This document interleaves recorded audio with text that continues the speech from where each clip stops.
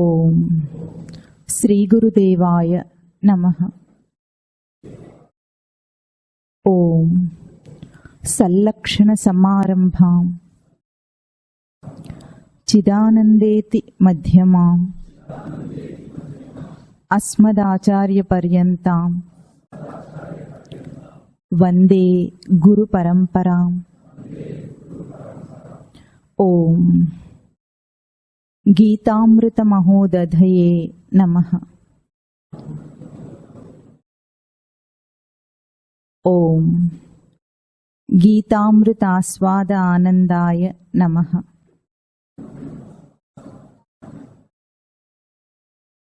ఓం భగవద్గీతే భవద్వేషిణీం త్వాం ఏతద్బాణమవష్టభ్య అనుసందధామి. ప్రథమోధ్యాయః అర్జున విషాదయోగః. ధృతరాష్ట్ర ఉవాచ ధర్మక్షేత్రే కురుక్షేత్రే సమవేతా యుయుత్సవః మామకాః పాండవాశ్చైవ కిమకుర్వత సంజయ. సంజయ ఉవాచ దృష్ట్వా తు పాండవానీకం వ్యూఢం దుర్యోధనస్తదా ఆచార్యం ఉపసంగమ్య రాజా వచనమబ్రవీత్. పశ్యైతాం పాండుపుత్రాణాం ఆచార్య మహతీం చమూం వ్యూఢాం ద్రుపదపుత్రేణ తవ శిష్యేణ ధీమతా. అత్ర శూరా మహేశ్వాసాః భీమార్జున సమా యుధి. యుయుధానో విరాటశ్చ ద్రుపదశ్చ మహారథః. ధృష్టకేతుశ్చేకితానః కాశీరాజశ్చ వీర్యవాన్. పురుజిత్ కుంతిభోజశ్చ శైబ్యశ్చ నరపుంగవః. యుధామన్యుశ్చ విక్రాంతః ఉత్తమౌజాశ్చ వీర్యవాన్. సౌభద్రో ద్రౌపదేయాశ్చ సర్వ ఏవ మహారథాః.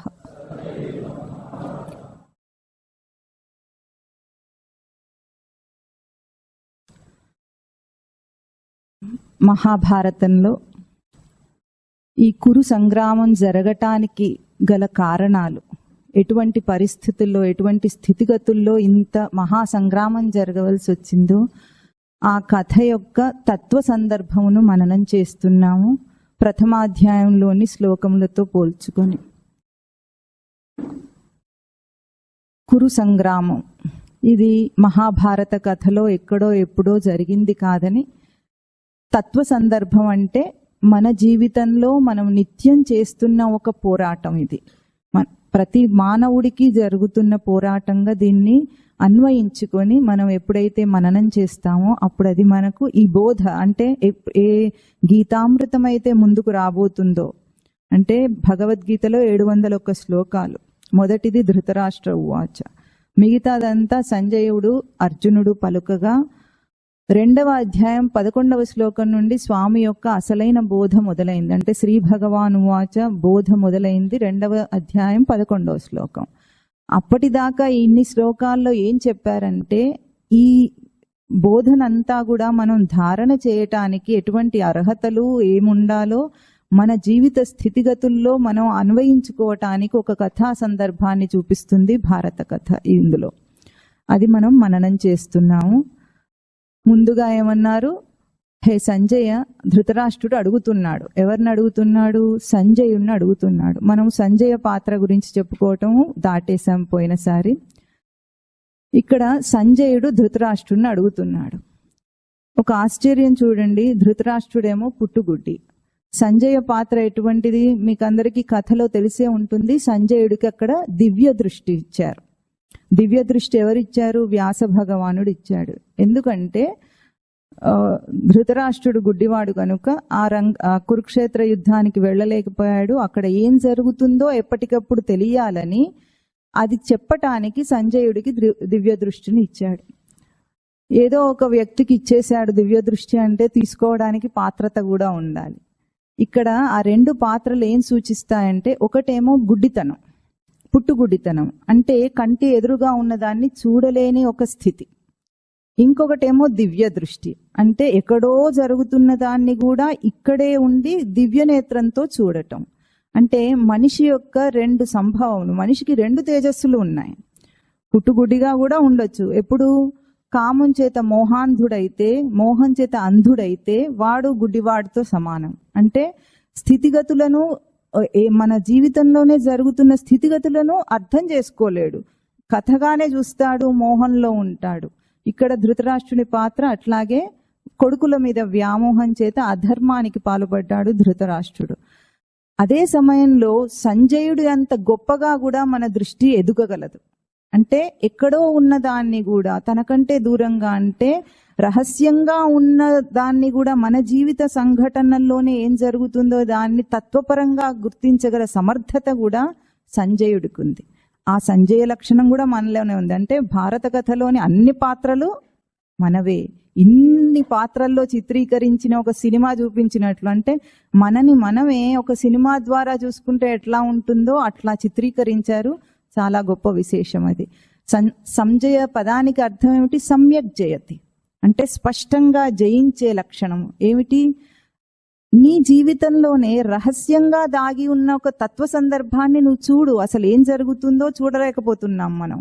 మన జీవితం అంతా ఎంత యాంత్రికం అంటే మెకానికల్గా బ్రతుకుతుంటాం. ఏమవుతుందో, ఎందుకు పుట్టామో, ఎందుకు చేస్తున్నామో తెలియకుండా, విచారణ లేకుండా ఉండే అదే జీవితంలో అది ఎటువంటి అవకాశం? అది ధర్మక్షేత్రము, కురుక్షేత్రము. ధర్మక్షేత్రమైన మానవ జన్మ, కురుక్షేత్రమైన మానవ దేహం అని మనం పోయినసారి దాన్ని మననం చేశాము. ఇక్కడ మనం కథను చెప్పుకుంటూ ఒక సందర్భం దాకా వచ్చాము. ఎట్లాగంటే దుర్యోధనుని ఆగడాలు. అంటే కథలో మనకు తెలుసు ఎన్ని అన్యాయాలు చేశాడో, ఎంత అపాండవం చేయటానికి ఎన్ని పన్నాగాలు పన్నాడో. దానికి కారణము ఒకటని చెప్పుకున్నాం. ఏమిటది?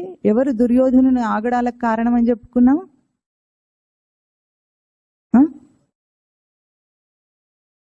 ధర్మరాజు. ధర్మరాజు ఇచ్చిన అలుసు వల్ల. అంటే మనం కూడా మన జీవితంలో ఒక చిన్న దుష్టబుద్ధికి అలుసిస్తే అది క్యాన్సర్తో పోల్చి చెప్పుకున్నాం. ఎట్లా మన జీవితాన్ని మింగేస్తుందో అట్లాగే ధృతరాష్ట్రుడిచ్చిన ఒక చిన్న అలుసు వల్ల దుర్యోధని ఆగడాలు మితిమీరిపోయినాయి అని చెప్పుకున్నాం. ఎట్లాగూ కుమార విద్యా ప్రదర్శనలో అన్యాయం, అంటే తనకు హక్కు లేకపోయినా సరే కర్ణుడికి పట్టం కట్టాడు. అప్పుడు ఎవరూ ఏమీ మాట్లాడలేదు. అట్లాగే కథా సందర్భంలో ఏం జరిగింది? ఆ తర్వాత దుర్యోధనుడి పోరు భరించలేక ధృతరాష్ట్రుడు, ధర్మరాజు ఏం చేశాడు? సగం రాజ్యాన్ని దుర్యోధనుడికి పంచి ఇచ్చాడు. సోదర ప్రేమతో పంచి ఇచ్చాడు. ఇప్పుడు సోదర ప్రేమకు పంచి ఇవ్వటానికి అదేమి వాళ్ళ సొత్తు కాదు. దేశం అంటే, రాష్ట్రం అంటే ఏమిటి? ప్రజలను పంచి ఇచ్చి అన్యాయ పాలనకు అడ్డగట్టడానికి ధర్మరాజుకు కూడా హక్కు లేదు. అక్కడ ధర్మపాలన అందించటం రాజు ధర్మం కదా. అది లేకుండా సోదర ప్రేమ చూపించాడు.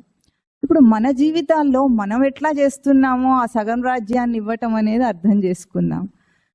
ఇప్పుడు మనిషి జీవితంలో 4 పురుషార్థాలు ఉంటాయి. ధర్మ, అర్థ, కామ, మోక్షం అని 4 పురుషార్థాలు. చెప్పండి. ధర్మ, అర్థ, కామ, మోక్షములని 4 పురుషార్థములు ఉంటాయని చెప్తారు. అయితే ఇందులో మొదటి 3 ధర్మము, అర్థము, కామము అని త్రివర్గం అంటారు. 3వది, 4వది మోక్షమును అపవర్గం అంటారు. అంటే రెండింటిని వేరు చేసినట్లుగా మనుషులు ఎట్లా అర్థం చేసుకున్నారంటే, ధర్మార్థ కామములేమో లౌకిక జీవితానికి సంబంధించినవి, మోక్షమేమో అలౌకికమైన పారమార్థిక జీవితానికి సంబంధించిందని వేరు చేసేసుకొని ధర్మార్థ కామాల్లో ఎట్లాగైనా బ్రతికేయచ్చు, మోక్షం సంగతి అవసరం వచ్చినప్పుడు చూద్దాం అనుకుంటాడు మనిషి. కానీ ఇదే సగం రాజ్యాన్ని పంచి ఇవ్వటం అంటే. మనం ఏమనుకుంటాము, ధర్మం అంటేనేమో లౌకిక ధర్మాలన్నీ ఎంచుకుంటాం. లౌకిక ధర్మాలు ఏమిటండి? పుట్టిన తర్వాత మనిషి తనున్న స్థితిగతుల్లో ధర్మాలు ఏమిటి? తల్లిదండ్రులను చూసుకోవటం, భార్యాపిల్లల్ని చూసుకోవటం, పోషించటం, ఇవి సాంసారిక ధర్మాలు ఏమున్నాయో ఇవి ధర్మం అనేసుకున్నాం. మనం అనుకున్నాం అట్లా, అది కాదు. అది అట్లా మనిషి అనుకొని దాన్ని తృప్తిపరచటానికి ధర్మంగా బ్రతుకుతున్నాను అనుకుంటాడు. ఇప్పుడు ఇంత కష్టపడేది మనిషి దేనికి? 24 గంటలు కష్టపడతాడా? దేనికోసం అండి? భార్యా పిల్లలను పోషించటానికే కదా, తన కుటుంబాన్ని పోషించటానికి, తల్లిదండ్రులు ఎవరుంటే వాళ్ళు అందరినీ. అట్లాగే సామాజిక ధర్మాలు ఏర్పరచుకొని అవన్నీ కూడా ధర్మాలు, సమాజంలో అందరూ ఎట్లా చేస్తే అట్లాగే చెయ్యాలి అని వాటికి కూడా ఒక ధర్మాన్ని ఏర్పరచుకొని దానికి తగినట్లుగా అర్థం, సంపాదన అనుకుంటాడు. అర్థం అంటే డబ్బు అనుకుంటాడు. అవన్నీ తప్పుడు అర్థాలు. మనిషి అనుకుంటాడు ఇట్లాగో డబ్బు సంపాదించాలి కదా. సంపాదించాలంటే మరి ఏదైనా చెయ్యాలి అంతే కదా. ఏదో చేసి డబ్బు సంపాదించు, ఇది ధర్మం అనుకుంటాడు. ఇలాంటి ధర్మాలను అర్థమును ఏర్పరచుకొని కామం కూడా సహజమే కదండి. కోరికలు లేకుండా ఎట్లా బ్రతుకుతారు మనిషి అన్న తర్వాత? ఉప్పు కారం తినవాడికి కోరికలు ఉంటాయా ఉండయా? చెప్పండి. ఉంటాయి. అందుకే ఉప్పు కారం మానేమని చెప్పేది. అప్పుడు కోరికలు కూడా ఉండకుండా పోతాయి. అప్పుడు కోరికలు ఉండవు. అంటే కోరికలు కూడా ఉండటం ధర్మమే అన్నట్లుగా ఈ మూడింటిని కలిపేసుకొని ఒక లౌకిక ధర్మాన్ని ఏర్పరచుకొని మోక్షం గురించి అసలు ఆలోచనే లేదు. అది ఎప్పుడు ఎవరి కోసం అండి? ఎప్పుడో రిటైర్ అయిన తర్వాత ఒంట్లో ఓపిక లేని రోజున కాస్త నెమ్మదిగా ఆలోచించాల్సిందన్నట్లు. లేదా పూర్వకాలమేమో, ఇప్పుడు ఉండరు అటువంటి వాళ్ళు, కానీ పూర్వకాలము భర్తలు చనిపోతారు కదా, చిన్న వయసులో పెళ్లిళ్ళు చేసేస్తే భర్త చనిపోతే వైధవ్యం వస్తే అట్లాంటి వాళ్ళకే అలాంటి సాధనలు అన్నట్లుగా. లేదంటే మనకైతే మన రోజు ఇప్పుడైతే ఎట్లా ఉందంటే భగవద్గీత రికార్డు వినిపించింది అంటే అక్కడ ఎవడో చచ్చిపోయాడని అర్థం, అంతకంటే గొప్ప అర్థం ఉండదు. అలాంటి సమయాల్లో చదివేది అనుకుంటున్నారు భగవద్గీత మోక్షం కోసం సాధన. ఇది అన్నిటికంటే పెద్ద తప్పు. అంటే పెద్ద ధర్మరాజులు అన్నమాట. ధర్మరాజులో దుర్యోధనలో ఇంతకు మనం ఎవరము చెప్పండి? తెలియదు. కాసేపు ధర్మరాజుగా ఉంటాం, కాసేపు దుర్యోధనుడిగా పాత్రలు మార్చుకుంటూ మనకు కావలసిన వాటిని సమర్థించుకుంటూ బ్రతికేస్తాం అన్నమాట. ఇది సగం రాజ్యం ఇచ్చేయటం అంటే. అయితే కథలో దుర్యోధనుడు ఏం చేశాడు? సగం రాజ్యం ఇచ్చేస్తే ఇంకో సగం ఎట్లా తీసుకున్నాడు? జూదమాడాడు. అవునా? చక్కగా రాజసూయం చేసుకొని గొప్పగా వెలిగిపోతున్నాడు ధర్మరాజు. వెలిగిపోతుంటే అక్కడ చూసి వచ్చిన తర్వాత వీడి ఈర్ష్య భరించలేకపోయాడు. వాళ్ళ సంపదను, వాళ్ళ సౌభాగ్యాన్ని భరించలేక వీడికి ఈర్ష్య కలిగింది. వీడి ఈర్ష్యను చల్లార్చడానికి శకుని ఏం చేశాడు? ఒక మాయా జూదాన్ని రచన చేస్తానన్నాడు. జూదం ఆడటానికి ధర్మరాజును పిలిస్తే తగుదునమ్మా అని వచ్చేసాడు. ఎందుకంటే ధర్మరాజు యొక్క బలహీనత జూదం ఆడటం. ఆయన ఏమనుకున్నాడు? రాజధర్మం ఆడటానికి పిలిస్తే వెళ్ళాలి కదా, లేకపోతే చిన్నతనం కాదు. అట్లాగే మనం కూడా లోకంలో ఎవరు పిలిచినా సరే ఎక్కడికైనా సరే వెళ్ళిపోవాలి కదా అని అనుకుంటాం అనమాట. అక్కడ ఏం జరిగింది? ఆ జీవిత సభలో ఏం జరిగింది? మోసం చేసి ఇంకో సగాన్ని లాగేసుకున్నాడు వాడు. అవునా? అట్లాగే మనం కూడా ధర్మార్థ కామములను వేరు చేసి, మోక్షం కంటే వేరు చేసి లౌకికానికి అందించేసి లౌకిక జీవితమే సత్యం అన్నట్టు ఈ మూడింటిని పోషించటానికి బ్రతికినప్పుడు ఏమవుతుందంటే ఆ మూడు మన మోక్షం అనే సామ్రాజ్యాన్ని కూడా మింగేస్తాయి. అంటే మనకు జీవితంలో ఎప్పుడు అటువంటి ఆలోచన కూడా రాకుండా చేస్తాయి. అది జరిగింది ధర్మరాజు. ఎంత పరాభవం జరిగింది అక్కడ. అంత మోసం చేసి, మోసం జరుగుతుందని తెలిసి కూడా ఆడుతూనే ఉన్నాడు. ఆడుతూనే ఉండి మనుషులను కూడా ఒడ్డేశాడు. రాజ్యము సంపద పోయింది, తమ్ములను పణంగా పెట్టాడు, తనను పణంగా పెట్టుకున్నాడు, భార్యను కూడా పణంగా పెట్టేశాడు చివరికి. అట్లాంటి సందర్భము ఎక్కడ, ఏ పురాణాల గాథల్లో ఎక్కడా జరుగుండదు. మనుషులను పణంగా ఓడిపోయాడు. ఓడిపోయి అంత మానభంగం జరుగుతూ ఉంటే ద్రౌపదికి అక్కడ మహా యోధులందరూ ధర్మ నిరతులందరూ కూర్చొని ఉన్నారు. భీష్ముడు, ద్రోణాచార్యుడు, కృపాచార్యుడు, విదురుడు అందరూ కూర్చొని ఉన్నారు. అందరూ ధర్మాధర్మాన్ని ఎట్లా విచారణ చేస్తున్నారు? ఇది ధర్మమే అని చెప్పటానికి వెతుకుతున్నారు ధర్మనీతులు. ఒక్క విషయం ఆలోచించండి. అప్పుడు దాసి అయ్యింది అంటే ఓడిపోయారు కాబట్టి ద్రౌపది వాళ్లకు దాసి అన్నాడు. దాసిని పరాభవించొచ్చు అన్నాడు దుర్యోధనుడు. ఏ స్త్రీనైనా సరే, దాసినైనా సరే, ఆ నిండు సభలో అట్లా వట్ట విడవటానికి ఏ ధర్మం కావాలో ఆలోచించటానికి ధర్మసూక్తులు వెతకాల మనుషులు. అందులో పట్టమహిషి అయినా సరే పోనీయండి, ఓడిపోయింది. ఓడిపోతే మాత్రం స్త్రీ కాదా? ఒక స్త్రీని అట్లా అవమానించటానికి ధర్మసూక్తులు వెతుకుతారా? అటువంటి ధర్మం అక్కడ కూర్చున్న పెద్దలందరిది. ఎందుకు కురుక్షేత్రం ఇంత మహాసంగ్రామం కృష్ణుడు రచన చేశాడంటే కారణాలు ఇట్లా ఉంటాయి. మనం కూడా ఎట్లా ఉంటామంటే, ధర్మం అంటే మోక్షం కోసము ఆచరించేదే ధర్మం. మోక్షం కోరటమే. అర్థం అంటే ప్రయోజనం అని అర్థం, కానీ డబ్బని అక్కడ అర్థం లేదు, పదానికి అర్థం లేదు. మనం అట్లాంటి అర్థాలు చెప్పుకున్నాం. అర్థం అంటే ప్రయోజనం. మోక్షం కోసం జీవించే జీవితమే ఆ జీవితానికి ప్రయోజనం. మోక్షం యొక్క కోరిక అంటే కామం అంటే కోరిక, మోక్ష కామమే కామం. వీటన్నిటిని వదిలేసి, అంటే మానవ జన్మ దేనికొచ్చింది మనిషికి? ఇంకా జన్మరాహిత్యం కోసం. మనం చెప్పుకున్నాం మానవ జన్మ కంటే ఉత్తమ జన్మ లేదు. ఇంకా ఉత్తమంగా ఎదగాలంటే మానవుడు మాధవుడు కావాలి. అక్కడ ఇంతకంటే ఇంక వేరేది ఏం లేదు అవటానికి. మరి మనం ఏం చేస్తున్నాం? ఈ జీవితాన్ని, ఇంత గొప్ప మానవ దేహాన్ని వృధా చేసి, మానవ జన్మను వృధా చేసుకొని కురుసభలో అక్కడ పణంగా పెడుతున్నాం. మన లౌకిక జీవితంలో మనం చేసేవన్నీ అలాంటివి. ఎన్ని చెప్పుకుంటామో తీరికుండదు. ఇప్పుడు వీడికి ఎందుకో ఇవాళ అనిపించింది, అక్కడ ఊరు నుండి వస్తూ ఉంటే ఇంతమంది మనుషులు, ఇన్ని బిల్డింగ్లు, ఇంత అంటే ఊరు నుండి వచ్చేటప్పటికి ఆ హైదరాబాద్ చూసేటప్పటికి కళ్ళు ఇట్లా అయిపోయినాయి అనమాట. ఇంత పెద్ద వ్యాపించిన సిటీ ఉంది, ఇంతమంది మనుషులు ఉన్నారు. ఎట్లా ఉన్నారంటే అందరు బిజీగా ఉంటారు. ఒక్క నిమిషం తీరిక లేదు ఎవరికి. గట్టిగా నిలబెట్టి అడగండి, ఏం చేస్తున్నాడు చెప్పండి, ఏం చేస్తున్నాడు మనిషి? ఎంత తీరిక లేదంటే వాడి గురించి వాడు ఆలోచించడు, జన్మ గురించి ఆలోచించడు, దేని గురించి ఆలోచించే తీరిక లేదు. ఏం చేస్తున్నాడండి? రోటీ, కపడా और మకాన్. దీనికోసం మొత్తం జీవితం, ఆయుష్కాలం అంతానా? 24 గంటలు ఇస్తే నాకు అరగంట లేదంటాడు వీడు. అంత ప్రైమ్ మినిస్టర్ అయిపోయినట్టు. వీళ్ళు లేకపోతే అసలు ప్రపంచం ఆగిపోతుందేమో, స్తబ్దం అయిపోతుందేమో అన్నంత బిజీగా ఉంటారు మనుషులు. తర్వాత ఏమవుతారు? చచ్చిపోతారు నిర్దాక్షిణ్యంగా. మరి అంత చేసిన వాడు చచ్చిపోవటం ఎందుకు? బతకొచ్చు కదా.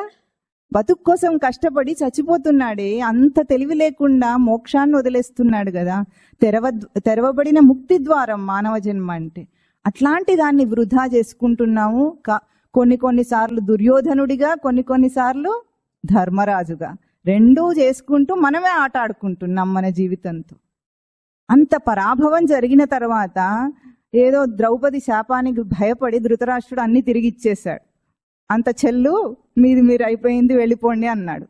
ఇంటికి వెళ్ళగానే మళ్ళీ పిలిచాడు దుర్యోధనుడు. పిలిస్తే తగుదురమ్మా అని వచ్చేయటమేనా ధర్మరాజు? స్వామివారు చెప్తూ ఉంటారు, ఇంటికి వెళ్ళి చెప్పులు కూడా విడవలేదట. ఇంకా అప్పుడే రారాజు కబురు పంపించాడు మళ్ళీ ఆడదామని. మళ్ళీ తయారయ్యాడు. ఏం తెలివిది? మోసం అని తెలుసు కదా, మాయాజూదం అని తెలుసు కదా. రాజధర్మమే అనుకున్నాడు. రాజధర్మం అనుకున్నాడు కానీ అక్కడ అంత మోసం జరుగుతూ ఉంటే అక్కడికి వెళ్ళి మనం పరాభవం చెందకూడదని అనుకోలేదు. మనం కూడా ఎట్లా ఉంటాము? ఒక పెళ్లికి పిలుస్తారు, వెళ్తారు కదా. ఎంతమంది ఆ పెళ్లిని, అంత హంగులు వైభవాన్ని చూసి నిజంగా సంతోషించే వాళ్ళు ఎంతమంది ఉంటారండి? దగ్గర బంధువులు కూడా ఉండకపోవచ్చు ఒక్కొక్కసారి. అక్కడే ఉంటారు, అందరూ పాల్గొంటారు.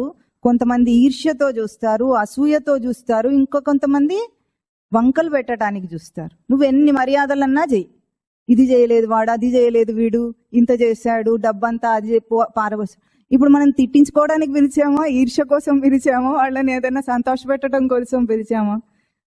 మన ఆనందంలో, నిజంగా లౌకికంగా అనుకునే ఆనందం, సంతోషంలో ఎంతమంది నిజంగా సంతోషంగా పాల్గొంటున్నారు? అవన్నీ మీకే బాగా తెలుసు. బంధువుల్లో ఉండే కుట్రలు, కుతంత్రాలు, ఈర్ష్యలు, అసూయలు మీకు తెలియను ఏం కాదు కదా. కానీ అందరం మాత్రం బంధువులం. కౌరవులం పాండవులం. లోపలందరికీ కుళ్ళు కుతంత్రాలే ఉంటాయి. వీడెప్పుడు నాశనం అవుతాడా అని ఉంటాడు. ఎవడైనా ఎవరి కొడుకైనా అమెరికాకి వెళ్ళాడు అనుకోండి, వాడు అమెరికాకి వెళ్ళాడు కాబట్టి నా కొడుకుని అమెరికాకు పంపించాల్సిందే. అవసరం ఉందా మనకు, ఉందా లేదా అనవసరం మనకు. వాడు వెళ్ళాడు, మనం వెళ్ళాడు. మొన్న ఒకసారి ఒక సంఘటన విన్నాడు వీడు. ఒక అబ్బాయి అమెరికా నుండి తండ్రికి ఉత్తరం రాస్తున్నాడు. తండ్రి రోదన ఏమిటంటే, పిల్లలు రెక్కలు వచ్చిన తర్వాత ఎగిరిపోతారు, తల్లిదండ్రిని పట్టించుకోరు, అసలు వాళ్ళకి తిరిగి చూడరు, ఇంత సేవ చేస్తే అని తండ్రి రోదన. ఆ కొడుకు ఉత్తరం రాశాడట. ఇది నిజంగా జరిగిన సంఘటన. ఏమనంటే, నాన్నగారు మీరు చిన్నప్పటి నుండి నాకు ఒక లక్ష్యం ఏర్పరిచారు, నువ్వు ఇంజనీర్ కావాలి, అమెరికాకి వెళ్ళాలి. అది నాకు ఇంజనీరింగ్ అంటే ఏమిటో తెలియని స్థితిలోనే మీరు నాకు ఒక లక్ష్యాన్ని పెట్టారు. నా కొడుకు ఇంజనీరింగే చదవాలి, అమెరికాకు వెళ్ళాలి, ఇది నాకు ఒక లక్ష్యంగా పెట్టారు. దానికి కావలసిన సదుపాయాలన్నీ చేశారు. నాకు చిన్నతనంలో నీతి నియమం మంచి చెడు నేర్పించాల్సిన వయసులో కూడా అవన్నిటికీ ఇప్పుడు సమయం కాదు, నువ్వు హోంవర్క్ చేసుకో ట్యూషన్కి వెళ్ళు, ఇదే చెప్పారు. నాకు ఒక మంచి చెడు నాకు ఎప్పుడు నేర్పించలేదు, మన జీవిత లక్ష్యం ఏమిటో నేర్పించలేదు, ఇదే లక్ష్యంగా చూపించారు. నేను చదువుకున్నాను, మీ కోరిక తీర్చాను, అమెరికాకు వచ్చాను. పెళ్లి చేయాలన్నారు, వెంటబడ్డారు, పెళ్లి చేసుకున్నాను. ఇక నాకు నా బరువు బాధ్యతలు, ఇప్పుడు నేను అంత ఆస్తులు అన్ని సంపాదించాను, డబ్బు ఉంది, అన్నీ ఉన్నాయి, నాకు తీరిక లేదు నాన్నగారు అన్నట్టు. నన్ను నేను పట్టించుకోవడానికి కూడా నాకు తీరిక లేదు, ఇప్పుడు మిమ్మల్ని ఎట్లా పట్టించుకుంటా? పోనీ నాకు పెళ్లి చేయకుండా ఉండుంటేనే ఆ డబ్బు సంపాదించి మిమ్మల్ని చూసుకుంటా. ఇప్పుడు నా మెడకో డోలు వేసేసారు కదా, మిమ్మల్ని మీ డోలు నేను ఎక్కడ వేసుకుంటా? దూర సందు లేదట, మెడకో డోలు వేసుకున్నట్ట. అట్లా చేసి మనం ఏం చేస్తాము, వాడు ఇప్పుడు చూడటం లేదంటున్నాం. ఇన్ని వృద్ధాశ్రమాలు వచ్చినాయి అంటున్నాం. ఎందుకు వచ్చినాయండి? ఎవరు చేశారు ఇది? పాపం ఎవరిది? అందుకే ఎవరినైనా అనే ముందు కొంచెం ఆలోచించి అనాలి. ఆ పెంచింది మనమే, ఆ మొక్క మనం నాటిన మొక్క మనదే, అది మనం నాటాం. కనుక ఇంత మాత్రము తెలియకుండా లౌకిక జీవితం సత్యం అని ధర్మరాజుల్లాగా, ఇంకా కోరికల వెంట పరిగెత్తుతూ దుర్యోధనుల్లాగా ఇది ఆట ఆడుకుంటున్నాం మనం. ధర్మార్థ కామ మోక్షములు 4 కూడా మోక్షం కోసం సహకరించేవి. నువ్వు ఆచరించే ధర్మం ఏదైనా నువ్వు ముక్తుడు అవ్వటానికి, నీ ప్రయోజనం ఏదైనా జీవితంలో ఉందంటే నువ్వు ముక్తుడు అవ్వటానికి, నీ కోరిక ఏదైనా ఉందంటే మోక్షకామమే. అంతకంటే వేరుగా లేకుండా జీవిస్తే అప్పుడు అది నిజమైన జీవితం అవుతుంది. మనం దాన్ని ఏం చేసాము, ఇప్పుడు కురుసభలో పణంగా పెట్టి జూదం ఆడుతున్నాం జీవితంతో. అది మనకు అర్థం కావట్లేదు. ఇప్పుడు ఎవరైనా వీడికి తెలిసి 2 పిల్లలు ఉన్నారు, పాపం వాళ్ళు ఇంకా బ్రహ్మచారులుగానే ఉన్నారు, మఠంలో చాలా శ్రవణం చేశారు, ఇప్పుడు కూడా చేస్తున్నారు దూరంగా ఉండి. కానీ ఎట్లా ఉంది వాళ్ళ పరిస్థితి అంటే, తల్లిదండ్రులు ఇప్పుడే ఇటువైపు ఆసక్తి చూపిస్తే తల్లిదండ్రులు ఒప్పుకోవట్లేదు వాళ్ళకు. పెళ్లి చేస్తామని రంది. పాపం ఇప్పుడు 2 ఫారెన్ లో ఉన్నారు, ఒక్కొక్కరు ఒక్కొక్క చోట. వాళ్ళు అక్కడ ఉండి కూడా వింటూ ఉంటారు, ఎప్పుడైనా వాట్సాప్ లో మెసేజ్ పెడతారు వీడికి. వాళ్ళ బాధ భరించలేకుండా ఉంది. ఇండియాకి వస్తే చాలు పెళ్లి పెళ్లి పెళ్లి పెళ్లి అని రోదన, పైగా అప్పులు, చదువుకు అప్పులు, రోగాలకు అప్పులు, కరోనా వచ్చే అప్పులు, అన్ని అప్పులు తీర్చడానికి వాడు అక్కడ చస్తూ ఉన్నాడు. మళ్ళీ పెళ్ళి అంటున్నారు వాడికేమో ఒకవైపు అధ్యాత్మ విద్య వైపు ఆసక్తి కూడా కలిగింది. అయినా ఇది లౌకిక ధర్మం అన్నమాట. ఎవరిని ముందుకు వెళ్ళనివ్వదు సమాజం. దోతి పట్టుకొని లాగేస్తుంది. ఎవరైనా ముందుకు వెళ్తున్నాడంటే వాడిని లాగటమే వీళ్ళ పని. అట్లాంటి జూదం ఆడుతున్నాం మనం అని అర్థం చేసుకోవాలి. అందుకే ఇక్కడ మొదటి శ్లోకంలో యుయుత్సవ అన్నారు. యుయుత్సవ అంటే యోద్ధుమిచ్చా యుయుత్స అంటే యుద్ధం చేయటానికి కోరిక యుయుత్స, కోరిక గలవాళ్ళు యుయుత్సవ. యుయుత్సవ సమవేతాహ మామకాహ పాండవాహ అన్నారు. అంటే ఇద్దరు అక్కడికి ఎట్లా వచ్చారు, యుద్ధం చేయగోరు వచ్చారట. అంటే మనిషికి ఇప్పుడే కాస్త తెలివి వచ్చినట్టను. ఇది మోక్ష సాధన యుద్ధం అంటున్నాం మనం. ఇది భౌతికంగా ఊహించుకునే యుద్ధం కాదు, మోక్ష సాధన కోసం చేసే యుద్ధం. అందుకే అక్కడ ముందడుగు వేస్తుంది పరమాత్మ. జీవుడు ముక్తుడు అవ్వటానికి ముందడుగు వేసి పైకి లాగేది ఎవరు? పరమాత్మ. అందుకే కృష్ణుడు ఎప్పుడూ కూడా యుద్ధానికి ప్రేరేపణ చేస్తున్నట్టుగా ఉంటుంది ఈ కథలో. ఇక్కడ వాళ్ళిద్దరూ కూడా ఇప్పుడు యుద్ధానికి వచ్చారట. పాండవులలో ఎట్లా ఉందంటే, ముందుకు ఇంకా మనం శకుని పాత్ర అది చెప్పుకున్నప్పుడు బాగా అర్థమవుతుంది మనకు. ఎట్లా ఉంటుందంటే, మనము ముందడుగు వేయటానికి ఇప్పుడు దాకా కూడా ఈ పాండవులకు కృష్ణుడు ఎప్పుడు వెన్నంటే ఉన్నాడు కదా. కథలో మొదటి నుండి కూడా వెన్నంటే ఉంటాడు, రక్షిస్తూనే ఉన్నాడు. అంత ఉన్నప్పుడు కూడా వాళ్ళకి ఎప్పుడు కూడా కృష్ణుడిని ఈ తత్వం గురించి అడగాలని కానీ పరమార్థం గురించి తెలుసుకోవాలని వాళ్ళకి ఎప్పుడు అనిపించలేదట. మరి అంత వివేక లక్షణాలు అవి. పంచపాండవులను ఏం చెప్పుకున్నాము? వివేక అంశములు పంచపాండవులు. అప్పుడు నారదుడు ఒకసారి చెప్తాడట, జలజాత ప్రభవాదులు మనంబులో చర్చించి భాషావళిన్ పలుకంగా చాలని జనార్దనాహ్వయ పరబ్రహ్మంబు మీ ఇంటిలో చెలియై మేనమరిందియై సచివుడై చిత్తప్రియుడై మహాబల సంధాయకుడై తిరుగుటకు మీ భాగ్యము రాజోత్తమ అంటాడట. అంతటి జనార్దనాహ్వయ పరబ్రహ్మం అంటే జలజాత ప్రభవాదులు బ్రహ్మాది దేవతలకు కూడా అందని ఆ సచ్చిదానంద స్మృతి స్వరూపము మీ ఇంట్లో ఎట్లా ఉన్నాడు? చెలియై మీకు సఖుడిలాగా తిరుగుతున్నాడు, మేనమరింది బంధువై ఉన్నాడు, సచివుడై మీ మంచి కోరేవాడే ఉన్నాడు, చిత్తప్రియుడై ఎప్పుడూ కృష్ణుడికి వీళ్ళు మనస్సులో ఉంటారు, వీళ్ళ మనస్సులో కృష్ణుడు ఉంటాడు. అట్లా ఉండి మహాబల సంధాయకుడై అంటే మనకు బలం ఎక్కడిది? మనము లౌకికంగా తిరగటానికి కూడా బలం ఎక్కడిది? ప్రహ్లాదుడు అడుగుతాడు హిరణ్యకశిపునికి, బలయుతులకు దుర్బలులకు బలమెవ్వడు నీకు నాకు అట్టి విభుడు నాకు బలమ సురేంద్ర అంటాడు. అంటే ఎవరి బలాన్ని చూసుకొని నువ్వు ఇట్లా మాట్లాడుతున్నావురా, ఇంత వేలడంత లేవు, నన్నే ఎదిరిస్తున్నావు అంటాడు హిరణ్యకశిపుడు. అప్పుడు చెప్తాడు, బలయుతులకు దుర్బలులకు నీకు నాకు అందరికీ బలం ఎవ్వడో అట్టి విభుడు నాకు బలము. అటువంటి బలమై ఉండి కృష్ణ పరమాత్మ తిరుగుతూనే ఉంటే కూడా వీళ్ళకి ఎప్పుడు కూడా పరమార్థం తెలుసుకోవాలని అనిపించలేదట. ఇప్పుడు ఆ కృష్ణ పరమాత్మ చెప్పండి, మనందరితో ఉన్నాడా లేడా? ఉన్నాడా? ఉన్నాడు. కానీ మనకు కూడా ఇన్ని జన్మల్లో కూడా అనిపించలేదు ఎప్పుడు కూడా తెలుసుకుందాం ఏమిటి పరమార్థం అని. ఎట్లా? పాండవుల్లాగానే ఉన్నాం. వివేకాంశములు ఉన్నాయి మనకి. ఇంద్రియాలు ఉన్నాయా లేదా? జ్ఞానేంద్రియాలు తేజోవంతమై ఉన్నాయి. ముక్తి సాధనకు తేజోవంతమైన ఇంద్రియాలు ఉండగా కూడా ఎప్పుడు మనం తెలుసుకోవాలని ప్రయత్నం చేయమట. అట్లాగే వాళ్ళలాగా ఒక సంక్లిష్ట పరిస్థితిని కల్పిస్తే గాని వీళ్ళు యుద్ధం చేయరు అనుకున్నాడు కృష్ణ పరమాత్మ. అది ఎట్లా వచ్చిందో శకుని పాత్రలో చూద్దాం తర్వాత.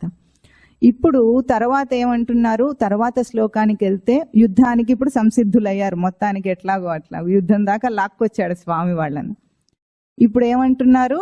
ధృతరాష్ట్రుడు అడుగుతున్నాడు, ఏం చేశారు వాళ్ళు అని. యుద్ధరంగంలో కిం అకుర్వత పదానికి ఏం చేశారు అని అర్థం.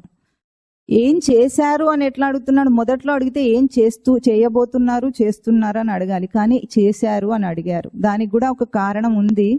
ఇది తత్వపరమైన కథయే గాని కేవలం కథాపరమైంది కాదు అని తెలియటానికి. ఈ మానవ జన్మలో ఈ జీవుడు ఏం చేశాడు అని అడగటానికి అదొక తత్వ సందర్భము. కథాపరంగా కూడా సంజయుడు 10వ రోజున, అంటే యుద్ధం జరుగుతున్న 10వ రోజున భీష్మ పితామహుడు అర్జునుడి బాణాలకు కూలిపోయిన తర్వాత అప్పుడు సంజయుడు ధృతరాష్ట్రుడి దగ్గరకు వెళ్తాడట. వెళ్ళినప్పుడు అసలు ఏం జరిగింది అక్కడ, ఏం చేశారు వీళ్ళిద్దరూ కలిసి అని ఒక కుతూహలతను వ్యక్తం చేస్తాడు అక్కడ. ఇక్కడ ధృతరాష్ట్రుడిలో మొదటి శ్లోకం చెప్పేటప్పుడే ఒక కుళ్ళు బుద్ధి కనిపిస్తోంది. మామకాహ పాండవాహ అని ఒక వేరు భావన కనిపిస్తుంది. నా వాళ్ళు పాండవులు అని వేరు చేసే భావన కనిపిస్తూ వాళ్ళు ఏం చేస్తున్నారని అడిగితే, ఈ గుడ్డితనాన్ని అడిగినప్పుడు సంజయుడు ఏంటంటే, సంజయుడి పాత్ర నిష్పక్షపాతంగా దర్శనం చేయటం, పక్షపాత రాహిత్యం అనేది సంజయుడి గొప్పతనం అన్నమాట. మనం కూడా జీవితంలో ఒక బయాస్డ్ మైండ్ ఉంటుంది మనకు. ఏది ధర్మం అనటానికి, లౌకిక ధర్మాన్ని మనం ఎప్పుడు ఆలోచించాం, ఇదే ధర్మం అని నిశ్చయం చేసేసుకుంటాం. అంటే మనకు నేర్పించబడింది ఏది ఉందో ఆ జీవితాన్ని ఒప్పేసుకుంటాం అన్నమాట. సంజయుడు ధృతరాష్ట్రుడు లాగా. సంజయుడు అట్లా చెయ్యడు. ఉన్నది ఉన్నట్లుగా చూస్తాడు, సత్యం ఏమిటో చూస్తాడు. ఒక్కసారి ఆలోచించండి, ఇంతమంది వృద్ధులు మన ముందు కనిపిస్తున్నారు కదా. మన తల్లిదండ్రులే ఉందండి, ఎవరో ఎందుకు, మన తల్లిదండ్రులు ఉన్నారు. వాళ్ళ స్థితి ఏమైంది? ఇప్పుడు మనకే తీరిక లేకుండా వాళ్ళని చూడలేకపోతున్నామా లేదా? చెప్పండి. మంచి వాళ్ళు అయినప్పుడు కూడా ఉద్యోగాలు చేయటం వల్ల చూడలేకపోతున్నారు. డబ్బు ఇవ్వగలరు కానీ చూడలేకపోతున్నారు. ఇప్పుడు ఒక్క నిమిషం ఆలోచించండి, మనం చిన్నతనంలో వాళ్ళు కూడా ఇప్పుడు మనం ఏం చేస్తున్నారో అట్లాగే పెంచారు కదా. మరి మనం కూడా అట్లాగే పెంచితే మనకు కూడా అదే వస్తుందా రాదా? ఏ దారిలో మనం వెళుతున్నాము, తల్లిదండ్రి మనని ఎట్లా పెంచారో మనం కూడా అదే దారిలో పెంచుతున్నాం పిల్లల్ని అన్నప్పుడు వాళ్ళకి ఏమైందో మనకు అదే అవుతుందా లేదా? ఇప్పుడు వాళ్ళు నిస్సహాయ స్థితిలో వృద్ధాప్యంలో మన కోసం ఎదురు చూస్తుంటే కూతుర్లైనా కొడుకులైనా అల్లుళ్ళైనా కోడళ్ళైనా ఇప్పుడు అందరూ కూడా ఉద్యోగాలు చేస్తారు, ఎవరినేమో అనటానికి లేదు, అందరూ చూడటానికి నిస్సహాయులే. అంటే మన గతి కూడా అదే కాబోతుంది కదా. వాళ్ళ దుఃఖం రాకుండా ఉండడానికి నేనేం చేయాలి ఇప్పుడు అంటే ఇదే దారి తప్పు అని తెలుసుకోవాలా లేదా? ఈ దారి తప్పు, ఇంకేదో మంచి దారి ఉండుంటుంది వెతుక్కుందాం అనుకుంటామా? మనం అనుకోవట్లేదు, అందరు వెళ్ళిన దారిలోనే అదే చేస్తున్నాం. ఇది తప్పు కదా. ఇది ఒక బయాస్డ్ మైండ్ అన్నమాట. జీవితానికి సెట్ ప్యాటర్న్ ఇట్లాగే ఉంటుంది అని ఊహించుకోవటం. అట్లా కాకుండా ఈ సమస్య తీరాలంటే నేను అట్లా కాకూడదు, ఆ చింత నాకు ఉండకూడదు వృద్ధాప్యంలో అంటే దానికి ఇప్పుడే గ్రౌండ్ ప్రిపేర్ చేయాలి. ఎట్లా చేయాలి? నేను ధర్మ మార్గంలో అంటే ఆధ్యాత్మిక మార్గంలో నడిస్తే నా పిల్లలు కూడా అట్లాగే నడుస్తారు. అప్పుడు ఈ మెటీరియల్ థింగ్స్ అంటే లౌకిక విషయాల యందు పరుగు ఉండదు. అప్పుడు ఇప్పుడు ఇద్దరిద్దరు ఉద్యోగాలు చేస్తున్నారు. పూర్వం ఎట్లా ఉండేది? ఒక్కడు ఉద్యోగం చేస్తే 6 పిల్లలు ఉంటారు, అవునా? ఇప్పుడు ఒక్క పిల్లవాడు ఉంటాడు, ఇద్దరు ఉద్యోగం చేస్తారు, అయినా అప్పులు ఉంటాయి. అదేమిటో మరి. అప్పుడు కంటే చాలా రెట్లు ఎక్కువ జీతాలు ఉంటాయి, అయినా అప్పులు ఉంటాయి. ఎందుకు ఉంటాయి? కోరికలు ఎక్కువైనాయి కనుక. అప్పుడు ఇన్ని కోరికలు లేవు కదా. ఉన్న దాంతో సర్దుకోవటం అనే చిన్న అభ్యాసం ఉండేది, పిల్లలకు ఉండేది, తల్లిదండ్రులు. అదేం కష్టంగా ఉండేదా? మీరు అందరు పెరిగినప్పుడు వీడికి తెలిసైతే మీరు అందరూ కూడా ఆ కాలంలోనే పెరిగారు, అడ్జస్ట్ అయ్యే కాలంలోనే పెరిగారు కదా. కష్టంగా ఉండిందా ఎప్పుడైనా? ఇంతకంటే సుఖంగానే అనిపించిందా లేదా? ఈ వసతులన్నీ లేవు, చక్కగా అందరు కలిసి ఒక్కొక్క గదిలోనే పడుకునేవాళ్ళు, బాగుండేది. ఇప్పుడు ఎవరి గది వాళ్లకు, ఎవరి ఫోన్ వాళ్లకు, ఎవరి లోకం వాడికి. ఇది చాలా బాగుందా? లేదు. అంటే ఈ పంథా కాకుండా పంథా మార్చాలి అని కూడా అర్థం కావట్లేదు. అది సంజయుడు. సంజయుడు అంటే నిష్పక్షపాతంగా చూస్తాడు, పక్షపాతం లేదు అక్కడ. ఒకటే సత్యం అని అనుకోవట్లేదు, రెండు చూడాలి. ఇప్పుడు రెండు పక్షాల యందు సమభావం పెట్టి చూస్తున్నాడు. సంజయుడు చెప్పే శ్లోకం అట్లా ఉంటుంది. ఇప్పుడు చూడండి, అక్కడ ఏమంటున్నాడు? సంజయ ఉవాచ మొదలైంది. అప్పుడు ఏం జరిగిందట? వీళ్ళిద్దరూ వచ్చిన తర్వాత ఏం చెప్తున్నాడు? దృష్ట్వాతు పాండవానీకం వ్యూఢం దుర్యోధనస్తదా ఆచార్యం ఉపసంగమ్య రాజా వచనమబ్రవీత్. అక్కడ ఏం చెప్తున్నారంటే, తదా వ్యూఢం పాండవానీకం దృష్ట్వా తు రాజా దుర్యోధనః ఆచార్యం ఉపసంగమ్య వచనమబ్రవీత్. అప్పుడు దుర్యోధనుడిని రాజా అంటున్నారు ఇక్కడ.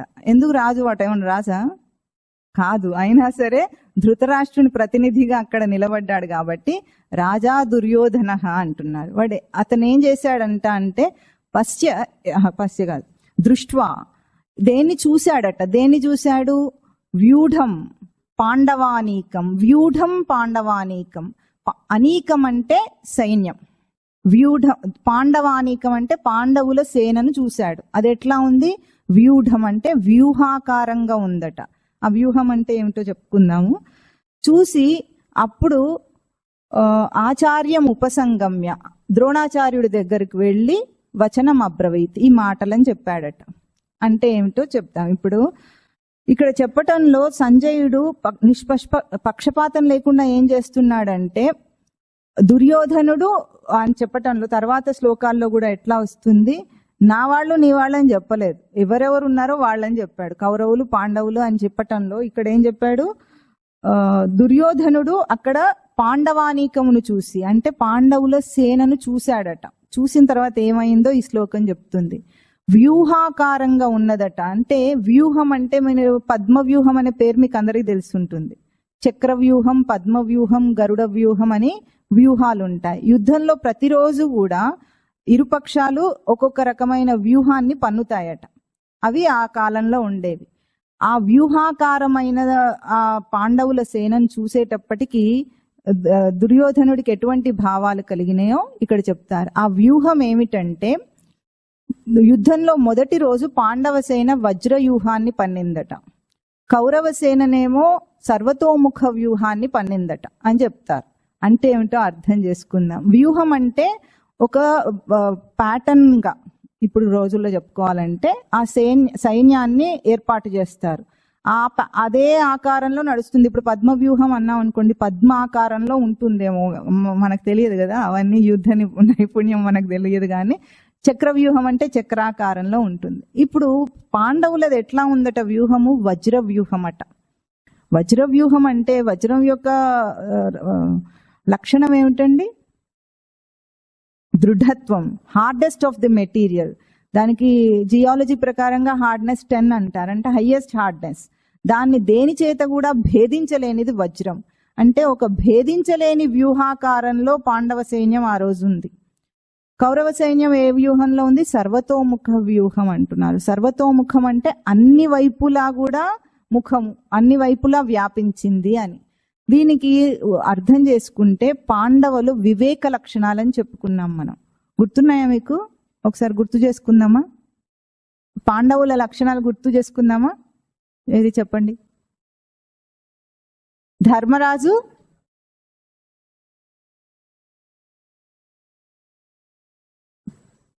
సాధనలో ధర్మాధర్మ విచారణ ధర్మరాజు.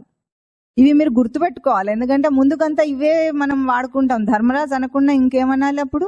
ధర్మాధర్మ వివేకం అనాలి. అప్పుడు ధర్మరాజు అనద్దు. ఇంకా చెప్పండి. సాధనలో ధర్మాధర్మ వివేకం ధర్మరాజు. సాధనలో దృఢత్వం భీముడు. సాధన కరుకుతనం అర్జునుడు. సాధనలో యుక్తి నకులుడు. సాధనలో అనుభవం సహదేవుడు. అయితే ఈ 5 వివేక లక్షణాలు పాండవ సైన్యం అన్నాం. వీళ్ళ సైన్యం ఎట్లా ఉంది? వ్యూహాకారం, అంటే వజ్ర వ్యూహం. దేని వల్ల కూడా ఛేదించలేని ఒక ఏకాగ్రమైందన్నమాట. అంటే మనిషి యొక్క వివేక లక్షణాలు యుద్ధం ప్రకటించే ముందు ఎట్లా ఉంటాయి? సాధకుడు, మనం సాధకులం. ఇప్పుడు మనందరం సాధకులమా? పాండవులేనా? గట్టిగా చెప్పండి. కనీసం ఇక్కడ కూర్చొని వింటున్నందుకు మీరు పాండవులే. తర్వాత ఆచరణ ఏం చేస్తారో దాన్ని బట్టి ఏదైనా క్యారెక్టర్ మారితే తెలీదు. ఇప్పుడైతే పాండవులు. ఇప్పుడు సాధకుల చిత్తం ఎట్లా ఉండాలి? ఏకాగ్రమైన చిత్తం ఉండాలి. అప్పుడు ఎవరూ భేదించలేదు, అంటే దేని చేత కూడా తాను భంగపరచకూడదు, దేని ప్రభావం ఉండకుండా ఉండాలి. అప్పుడు అది వజ్ర వ్యూహం అవుతుంది. అంటే మన దేహేంద్రియాలన్నీ కూడా ఒక వ్యూహాకారంలో ఉంటాయి. ఇప్పుడు ఒక్కొక్క రోజు ఒక్కొక్క వ్యూహం పన్నుతారని చెప్పాం. మనం ఏం చేస్తాం? ఒక్కొక్క ప్రవర్తనకు ఒక్కొక్క వ్యూహం పన్నుతాం మనం. మీకు తెలుసా సంగతి? ఇప్పుడు ఉదాహరణకు మీరు అందరూ కూర్చొని శ్రవణం చేస్తున్నారు. ఇప్పుడు మీ దేహేంద్రియాలన్నీ దేహంలో ఇందులో పాల్గొంటున్నాయా లేదా? ఎట్లా పాల్గొంటున్నాయి? శ్రవణేంద్రియ ప్రధానంగా ఉంది. శ్రవణేంద్రియం ఏమో ప్రధానంగా ఉంది. కళ్ళు కూడా చూస్తున్నాయి. మీ బాడీ పోస్చర్ కూడా కూర్చొని ఉంది. కర్మేంద్రియాలన్నీ కూడా నిగ్రహింపబడి ఉన్నాయి. అన్ని దానికి మనసుకు సహకరిస్తున్నాయి. ఎందుకు? శ్రవణం చేసిన దాన్ని మనస్సు ఏకాగ్రమైన చిత్తంతో ఆ భావాన్ని ధారణ చేయటం ప్రధానంగా ఉందా లేదా మీకు? ఇప్పుడు వేరే ఇంద్రియాలన్నీ కూడా దానికి సహకరించి ఉన్నాయి. వ్యూహం అన్నమాట, ఇది ఒక వ్యూహం. అప్పుడు ఏం చేస్తుంది? శ్రవణం ప్రధానం. కాసేపు మీరు కళ్ళు మూసుకున్నా కూడా వింటూ ఉంటారు. విన్నప్పుడు కూడా ప్రధానం ఏమిటి? విన్నదాన్ని, భావాన్ని గ్రహించటం మీ ప్రధాన లక్ష్యం. అవునా? ఇప్పుడు ఈ పనిలో అంటే కూర్చొని వినేటప్పుడు ఇది వ్యూహాకారం. దాని తర్వాత మీరు డ్రైవింగ్ చేసుకుంటూ వెళ్తున్నారు అనుకోండి, అదొక పని.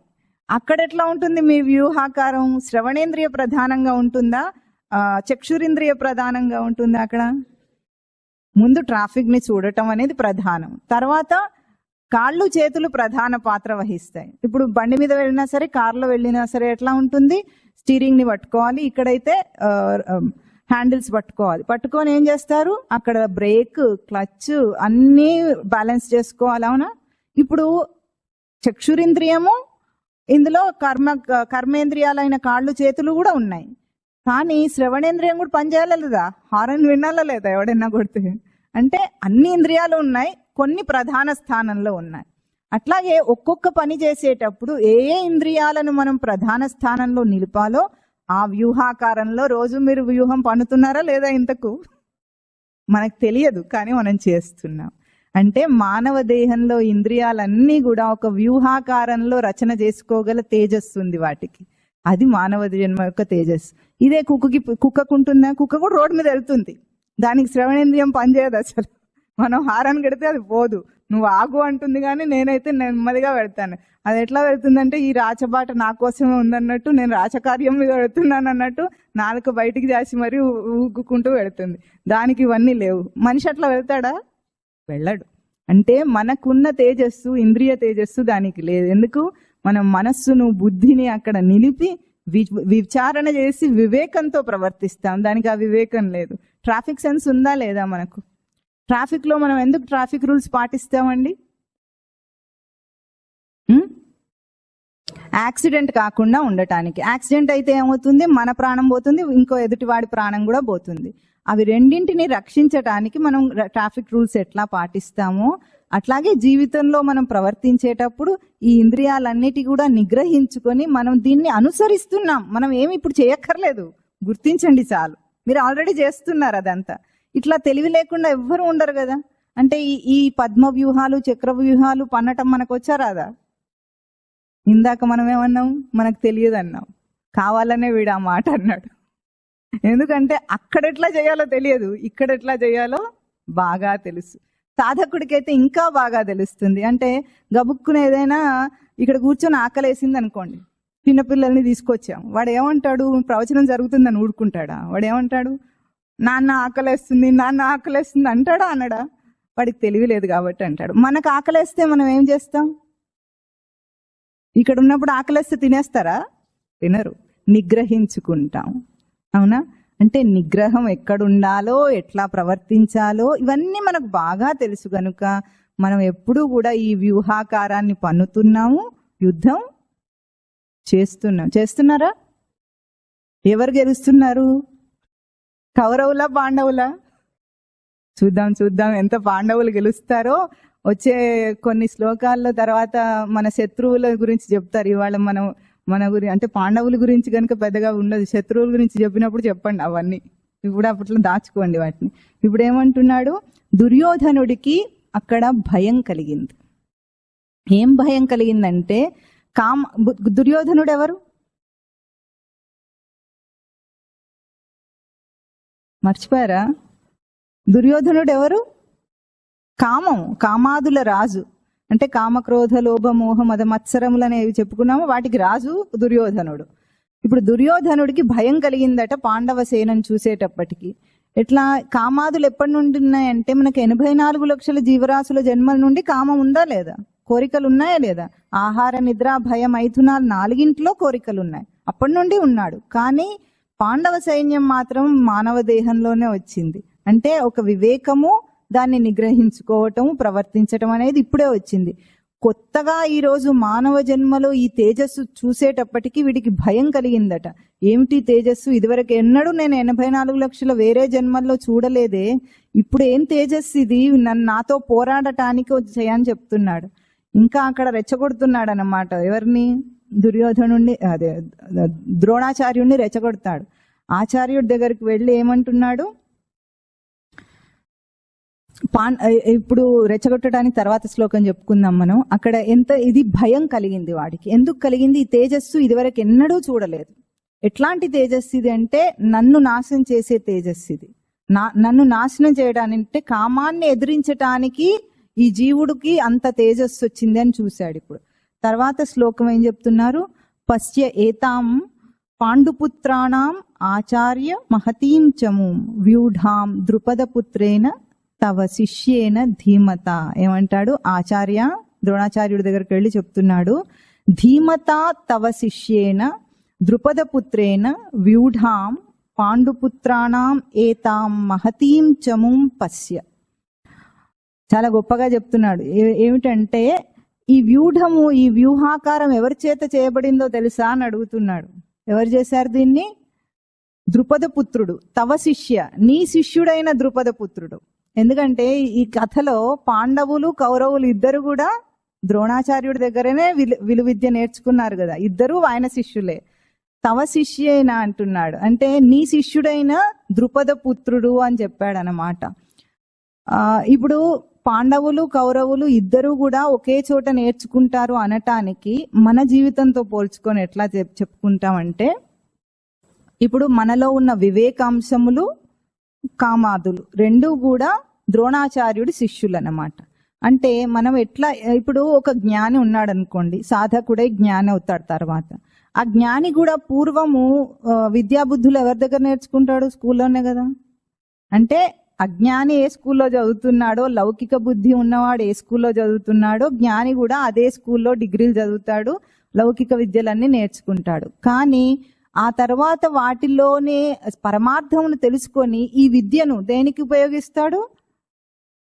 మోక్ష సాధన కోసం సాధన చేయటానికి. ఇప్పుడు ఎవరైతే సాధకులు ఉంటారో, జ్ఞానులు ఉంటారో, వాళ్ళందరికీ చదువులు ఉంటాయి కదా. వాళ్ళకి చదువుకుంటేనే కదా, ఆ తెలివితేటలతోనే ఇవన్నీ అర్థం చేసుకుంటారు. అక్షర జ్ఞానం లేకపోతే కష్టం కదా. మరి ఆ విద్య అంతా కూడా ఎక్కడ నేర్చుకొని వచ్చారు? స్కూళ్ళు కాలేజీలోనే నేర్చుకున్నారు. కానీ స్కూళ్ళు కాలేజీల టార్గెట్ ఏముంటుంది? డబ్బు సంపాదన. ఆ డబ్బు సంపాదించటం కోసం వాళ్ళు నేర్పిస్తారు. కానీ వీడేం చేశాడు? విద్య మాత్రం నేర్చుకొని దాన్ని వివేకంతో డబ్బు సంపాదన లక్ష్యం కాదు, మోక్ష సాధన లక్ష్యం అని మారిపోయాడు. అటువంటి వాళ్ళు సాధకులు, జ్ఞానులు అవుతారు.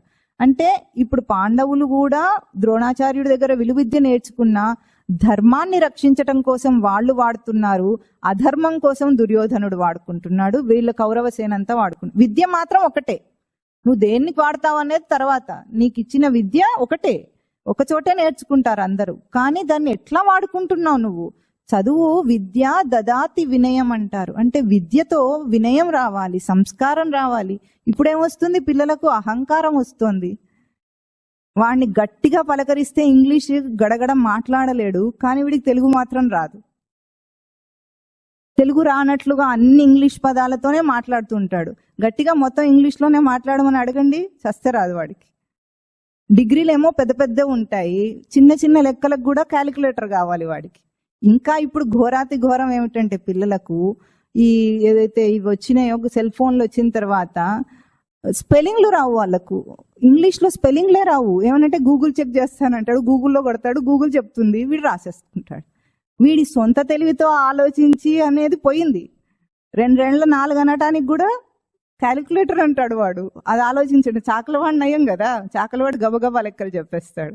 అంత కూడా తెలివిపోయింది. అంటే విద్యల వల్ల ఇప్పుడు అహంకారమే మిగిలింది. కానీ ఏమైనా అంటే సంపాదన వస్తుంది, సుఖం రావటం లేదు, అహంకారం వస్తుంది. విద్య వల్ల రావాల్సింది ఇది కాదు. విద్య ఏమి ఇవ్వాలి? వినయాన్ని ఇవ్వాలి, సంస్కారాన్ని ఇవ్వాలి, మనిషిని మనిషిగా తీర్చిదిద్దగలగాలి. పూర్వం మనం చూసాం గొప్ప గొప్ప నేతలు, వాళ్ళందరూ కూడా పెద్ద పెద్ద స్కూళ్ళల్లో ఏం చదువుకోలేదు, వీధి బడుల్లో చదువుకున్న వాళ్ళు కూడా గొప్ప వాళ్ళు అయ్యారు. వినయం ఉంది, సంస్కారం ఉంది. మన దేశ ప్రగతి కోసం దాన్ని ఎట్లా వాడాలో వాడుకున్నాడు. ఈరోజు స్వార్థం కోసం తప్ప దేనికోసం వాడాడు. కనీసం కుటుంబంలో కూడా వాడికి ఉన్న ఒక్క పిల్లవాడే వాడు కుటుంబం, ఇంకా ఎవరు కుటుంబం కాదు. అది కూడా లేదు. అంటే లౌకిక ధర్మాలు కూడా లేవు. ఈరోజు ఒక్కటే విషయం మీరు గుర్తుంచుకోండి. మీరందరూ తల్లిదండ్రులుగా చాలా మంది పిల్లలను చూస్తూ ఉంటారు, బాధపడుతూ కూడా ఉంటారు. ఈ రోజు లోకంలో లౌకిక ధర్మం నిలబడలేదంటే కారణం తెలుసా మీకు? మనిషి పారమార్థిక ధర్మాన్ని వదిలేశాడు కాబట్టే లౌకిక ధర్మం కూడా లేదు. పరమార్థం లేకుండా లౌకికం కూడా నిలబడదు, పతనానికే వెళుతుంది గ్యారంటీగా. ఈరోజు అందరూ బాధపడతారు, సమాజం అంతా బాధపడుతుంది, కానీ సరిదిద్దలేకపోతుంది. ఎందుకు? నాటేటప్పుడే తప్పు చేశారు కనుక. మన విద్యా వ్యవస్థనే కుప్పకూలు చేశారు. ఈరోజు మనం అందరం స్వతంత్రం వచ్చిందని 72-73 ఏళ్ల స్వతంత్ర దినోత్సవం చేసుకుంటున్నాం. నిజంగా స్వతంత్రం వచ్చిందంటారా? బ్రిటిష్ వాళ్ళు చాలా తెలివైన వాళ్ళు. వెళ్ళిపోతూ మన విద్యా వ్యవస్థను పెకిలించిపోయారు వాళ్ళు. ఇప్పుడు మనందరికీ క్రిస్టియానిటీ అంటే ఇష్టమా? మీరందరికీ క్రిస్టియానిటీ ఇప్పుడు కన్వర్షన్ చేస్తుందని బాధపడుతున్నామా లేదా? ఊర్లలో చాలా ఎక్కువ, ప్రతి వాడిని కన్వర్ట్ చేసి పాడేస్తున్నారు. మనం బాధపడుతున్నామా? ఎందుకు క్రిస్టియానిటీ వచ్చిందని మనం బాధపడాలి? మనం ఏమైనా హిందువుల్లాగా ఉన్నామా? మన ఆచారాలు అన్ని క్రిస్టియన్ ఆచారాలే కదా. ఒక్కటన్నా హిందూ ఆచారం ఉందా? గట్టిగా ఈరోజు మగవాళ్ళు బొట్టు పెట్టుకుని ఆఫీస్కి వెళ్తే, ఏమయ్యా వాడు బొట్టు పెట్టుకొచ్చాడు, వీడికి ఏమైందో అంటాడు. మారిపోయాడు అంటారు. తప్ప మారిపోతే వాడు ఏమన్నా తప్పు చేశాడా? పాపం చేయడు.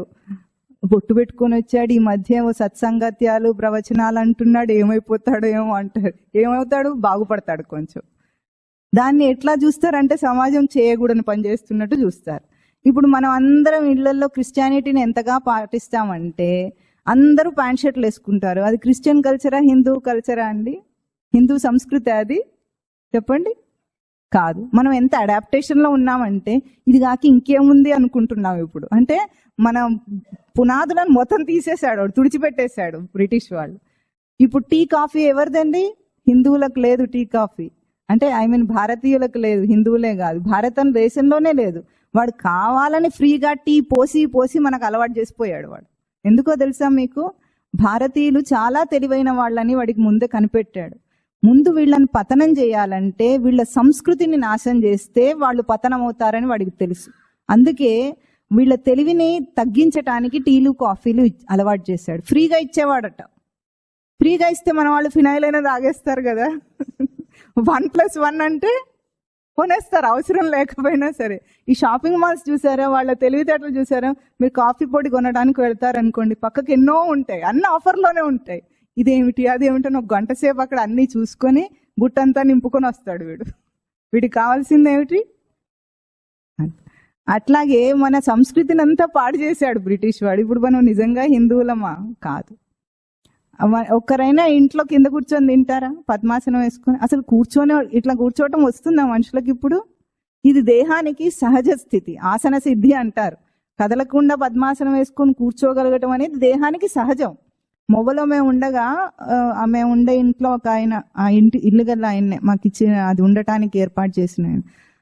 అంటే పెద్ద ఆయన ఏం కాదు, 35 ఏళ్ళు ఉంటాయేమో మహా అయితే. ప్రవచనానికి వచ్చాడు, కూర్చున్నాడు. ఎంత కష్టపడిపోతున్నాడో పాపం, ఆయన కష్టం చూడలేకపోయాడు వీడు. ఏమిటంటే ఇట్లా కూర్చోలేక. తర్వాత తెలిసింది ఏమిటంటే ఆయన కష్టము కూర్చోలేక కాదు, ప్యాంటు వల్ల. జీన్స్ ప్యాంట్ వేసుకొని వచ్చాడు, అదేమో ఇట్లా కూర్చోవటానికి అనుకూలంగా ఉండదు. ఎట్లా బాధపడుతున్నాడంటే ఇంకా బాధ చూడలేకపోయాడు వీడు. ఇప్పుడు ఆ జీన్స్ ప్యాంట్ వేసుకోవటం ఎందుకు? దేహానికి సహజమైన భంగిమ ఇది. మన పద్మాసనం వేసుకొని నిటారుగా వెన్నుపూస నిలబెట్టి కూర్చోవటం అనేది సహజ భంగిమ దేహానికి. అది లేకుండా పోయింది ఇప్పుడు మనకు. ఇదే కదా క్రిస్టియానిటీ అంటే. కుర్చీలోనే కూర్చోవాలి, కుర్చీలోనే తినాలి. డైనింగ్ టేబుల్ ఉంటాయంటే అందరి ఇళ్ళల్లో. ఇది భారతీయత, వెస్టర్న్ కల్చరా? తిరంగాతో సెల్ఫీలు తీసుకుంటే నువ్వు స్వతంత్రుడు అవుతావా? కావు. నీ సంస్కృతిని తెలుసుకున్న రోజు స్వతంత్రుడు అవుతావు. అది స్వతంత్రం అంటే అది. అంటే స్వతంత్రం. నీ ప్రవర్తన నీకుండగా వేరేవాడు అడుక్కొని బతకాల్సిన అవసరం ఏమొచ్చింది? అట్లా మనం కూడా పరాధీనంగా బ్రతుకుతున్నాము. ఇక్కడ ఏమవుతుంది? భయం వేస్తోందట దుర్యోధనుడికి. ఎప్పుడు ఏం చెప్పాడు? ఈ విద్యా బుద్ధులన్నీ కూడా లౌకిక విద్య ఎట్లాగైతే అందరం ఒక చోట నేర్చుకుంటామో, కౌరవులకు పాండవులకు ఒకే గురువు ద్రోణాచార్యుడు. ఇక్కడ ఏమంటున్నాడు? నీ శిష్యుడైన ద్రుపద పుత్రుడు అన్నాడు. ద్రుపద పుత్రుడు అంటే దృష్టద్యుమ్నుడు. దృష్టద్యుమ్నుడి కథ ఏమిటంటే కావాలని రెచ్చగొడుతున్నాడు అన్నమాట ద్రోణాచార్యుడికి. ద్రోణాచార్యుడికి ద్రుపదుడన్నా ద్రుపద పుత్రుడన్నా ఆయనకి ఒక కథ ఉంది దాని వెనుక. అది ఆయనకి కాస్త కలత కలిగిస్తుంది. దృష్టద్యుమ్నుడిని కన్నది ఎందుకో తెలుసా మీకు? ద్రుపదుడు ద్రోణాచార్యుడు బాల్యమిత్రుడు వాళ్ళిద్దరు. అయితే గురుకులంలో ఉండగా మిత్రులు. తర్వాత ఈయనేమో రాజు, ఆయనేమో బ్రాహ్మణుడు. ద్రోణాచార్యుడు చాలా పేదరికంలో ఉన్నప్పుడు, కష్టంగా ఉన్నప్పుడు ద్రుపదుడి దగ్గరికి వెళ్తాడు ధనం సహాయం చేయమని. ద్రుపదుడు అప్పుడు అవమానిస్తాడు. ఆ అవమానం భరించలేక తిరిగి వచ్చేస్తాడు. ఏదో బాల్య స్నేహితుడను కదా వెళ్ళానంటే అవమానిస్తాడు. అప్పుడు తిరిగి వచ్చేస్తాడు. అప్పుడు ద్రుపదుడు ఏం చేస్తాడంటే ఒక యాగం చేస్తాడు. ఎందుకు? కొడుకును కనటానికి. దేనికోసము? ద్రోణాచార్యుడిని చంపటానికే కొడుకు కావాలి నాకని యాగం చేస్తే ఆ యజ్ఞకుండంలోంచి వచ్చిన వాడు దృష్టద్యుమ్నుడు, ద్రౌపది. ఇద్దరు కూడా అన్నా చెల్లెళ్ళు. వాళ్ళు అయోనిజులు అంటారు. అంటే తల్లి గర్భం నుండి రాలేదు వాళ్ళు, యజ్ఞకుండంలోంచి యవ్వనంతోనే పుట్టారు వాళ్ళు. అటువంటి దృష్టద్యుమ్నుడు పన్నినదే ఈ వ్యూహం చూడు అంటున్నాడు. నీ శిష్యుడే అయ్యి నిన్ను చంపటానికి వచ్చి అక్కడ ఈ వ్యూహాన్ని పన్నాడు, దాన్ని చూడమంటున్నాడు. ఎట్లాగూ పాండుపుత్రానాం మహతీం చమూం అంటున్నాడు. మహతీం చము అంటే గొప్పదైన పాండవ సైన్యం అంటున్నాడు. పాండవ సైన్యాన్ని గొప్పది అని ఎట్లా అంటున్నాడు? ఎందుకు అంటున్నాడంటే తర్వాత వాళ్ళ పేర్లన్నీ వస్తాయి. ఇప్పుడు అందులో కురుక్షేత్ర యుద్ధంలో 18 అక్షౌహిణుల సైన్యం పాల్గొన్నది.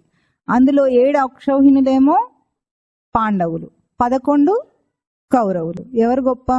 ఎవరు ఎక్కువగా ఉన్నారు? కౌరవులు ఎక్కువగా ఉన్నారు. మరి కౌరవులు ఎక్కువగా ఉండగా కూడా పాండవ సైన్యాన్ని గొప్పది అంటున్నాడు ఇక్కడ. ఎందుకు గొప్పది అంటే వాడికి ముందే తెలుసు. ఏమిటి అంటే యుద్ధంలో వాళ్లే గెలుస్తారు అన్న భయం వీడికి ముందే ఉంది. ఎందుకుంది అంటే కొద్దిపాటి ధైర్యం ఏమో భీష్మ ద్రోణ కర్ణుల వల్ల ధైర్యం ఉంది, సొంతగా ఏం ధైర్యం లేదు. నేనొక్కడినైతే ఎట్లా ఓడిపోతానని తెలుసు వాడికి. కొద్దిపాటి ధైర్యం ఎందుకుంది అంటే భీష్ముడు, ద్రోణుడు, కర్ణుడు వాళ్ళ వైపు ఉన్నాడు కాబట్టి. వాళ్ళని తప్పించుకోకుండా, అంటే అందరూ పాండవ పక్షపాతులు, మనం తర్వాత అది మననం చేద్దాం ఎట్లా పాండవ పక్షపాతులు. అందరికీ పాండవుల మీదనే ఇష్టం ఉంటుంది. ద్రోణాచార్యుడికి, భీష్ముడికి, కర్ణుడికి కూడా అంతరంతరాలలో వాళ్ళ మీదనే ఉంటుంది. వీళ్ళు ఎప్పుడు కూడా పాండవ పక్షం వెళ్ళిపోకుండా వాళ్ళని రెచ్చగొడుతూ ఉంటాడనమాట. వీడి పనే అది. కర్ణుడిని ఏం చేశాడు? స్నేహంతో బంధిస్తాడు. చాలా స్నేహంగా ఉండేవాడు కర్ణుడితో. ఎంత స్నేహం అంటే ఆయన ఎవరు, దుర్యోధనుడి భార్య భానుమతి, కర్ణుడు ఒకసారి ఇదేదో పాచికలు ఆడుతూ ఉంటారట. పాచికలు ఆడుతూ ఉంటే పొరపాటున భానుమతి కొంగు పట్టుకుంటాడట కర్ణుడు. అదే సమయానికి దుర్యోధనుడు వస్తాడట. అట్లాంటి టైంలో మామూలు వాళ్ళు అయితే ఏం చేస్తారు? నా భార్య కొంగు పట్టుకుంటాం అంటారా లేదా? పొరపాటున పట్టుకున్నాడు, కావాలని కాదు. అట్లాంటి సమయంలో కూడా అప్పుడు ఆవిడ నడుముకున్నదేదో ఊడిపోయి కింద పడిపోతుందట. అట్లాంటివన్నీ వీడికి ఎక్కువ డీటెయిల్గా తెలియదు, మీకు చెప్పడం కోసం కొంచెం తెలుసుకుంటున్నాడు అంతేగాని. అట్లా ఉన్నప్పుడు కూడా అనుమానించకుండా స్నేహంగా ఉండేవాడట దుర్యోధనుడు. ఆ స్నేహం యొక్క గొప్పతనాన్ని చెప్తారు. స్నేహంతో కర్ణుడిని బంధించాడు. భీష్మ ద్రోణులనేమో ఎప్పుడు దెప్పి పొడుస్తూ ఉంటాడనమాట. మీరు పాండవ పక్షం వెళ్ళిపోతారు, నాకెందుకు చేస్తారు అన్నట్లుగా వాళ్ళని రెచ్చగొట్టడానికి మాట్లాడతాడు. తర్వాత శ్లోకాల్లో కూడా అట్లాగే చేస్తాడు. ఇప్పుడు ద్రోణాచార్యుని ఏమని చెప్తున్నాడంటే, చూడు, దృష్టద్యుమ్నుడు నిన్ను చంపడానికే పుట్టాడు, నిన్ను చంపడానికి ఎంత వ్యూహాన్ని పన్నాడు చూడు అని అంటున్నాడు. పశ్య, ఎట్లా చాలా గొప్పగా ఉందట పాండవ సైన్యం. ఎట్లా గొప్పగా ఉంది అంటే అందరినీ కూడా తర్వాత శ్లోకాల్లో మహారథులు అని ఒకటి చెప్తాడు ఇక్కడ. వీళ్ళని ఎట్లా చెప్తాడంటే, అత్ర శూరాహ, ఇక్కడ అందరూ శూరులే ఉన్నారట. వాడికి అందరూ కంటికి శూరుల్లాగే కనిపిస్తున్నారు. ఎట్లా ఉన్నారు? భీమార్జున సమాహ, యుధి అంటే యుద్ధమునందు భీమార్జున సమాహ అత్ర శూరాహ మహారథాహ. వాళ్ళ పేర్లు వచ్చే వారం చెప్పుకుందాం, టైం అయిపోయింది కదా. ఇప్పుడు ఏమిటంటే వీళ్ళందరూ మహాశూరుల్లాగా కనిపిస్తున్నారు. వాళ్ళందరూ కూడా భీమార్జునులతో సమానంగా కనిపిస్తున్నారట వాడికి. అంటే మనకు ఎవరైతే శత్రువుల్లాగా ఉంటారో మనకి ఎక్కడ చూసినా శత్రువే కనిపిస్తూ ఉంటాడు. నిజానికి హిరణ్యకశిపుడు, ప్రహ్లాదుడు, మీరు కథ కొంచెం తెలిసే ఉంటుంది కదా. ఎవరు ఎక్కువగా నారాయణుని తలుచుకునేవాళ్ళు? ప్రహ్లాదుడేమో పానీయంబులు ద్రావుచున్, కుడుచుచున్, హాసనీలా నిద్రాదులు సేయుచున్, లక్ష్యింపుచున్, సంతత శ్రీనారాయణ పాదపద్మయుగలి చింతామృతాస్వాద సంధానుండై మరచన్ సురారి సుతుండే తద్విశ్వమున్.